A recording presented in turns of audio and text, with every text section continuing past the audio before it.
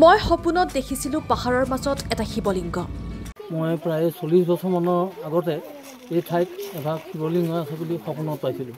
সপোন দেখি ৰাতিপুৱাই যাত্ৰা কৰিলোঁ শিৱলিংগ বিচাৰি। আৰু আজি আপোনালোকৰ স্থানীয় ৰাইজৰ সাক্ষাতত এই খনন কাৰ্য চলোৱা হ'ল।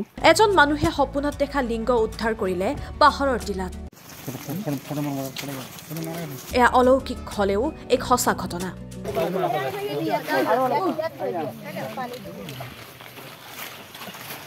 এই ঘটনা সংঘটিত হৈছে কাকৈ বনখণ্ডৰ অন্তৰ্গত দীৰ্ঘা বনাঞ্চলৰ শুকানজুলি নলাৰ পাহাৰত।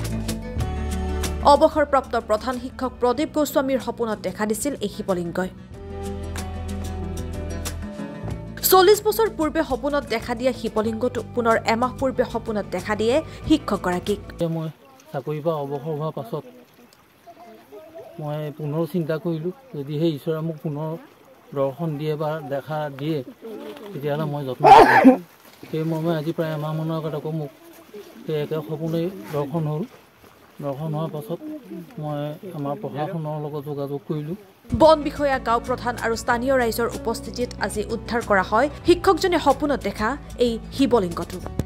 আজি সেই অৰ্থেই আমাৰ স্থানীয় দুজন গাঁওবুঢ়া চৰকাৰী ব্যক্তি আৰু আমাৰ স্থানীয় আমাৰ বিট অফিচাৰ মহোদয় তেওঁলোকৰ সাক্ষাতত আপোনালোকৰ স্থানীয় ৰাইজৰ সাক্ষাতত এই খনন কাৰ্য চলোৱা হ'ল।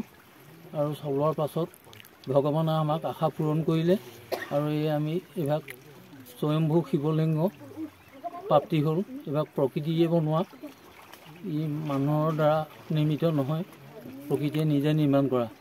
গতিকে এই প্ৰকৃতিয়ে নিজে নিৰ্মাণ কৰা এই লিংগভাগক স্বয়ম্ভূ লিংগ বুলি কোৱা হয়।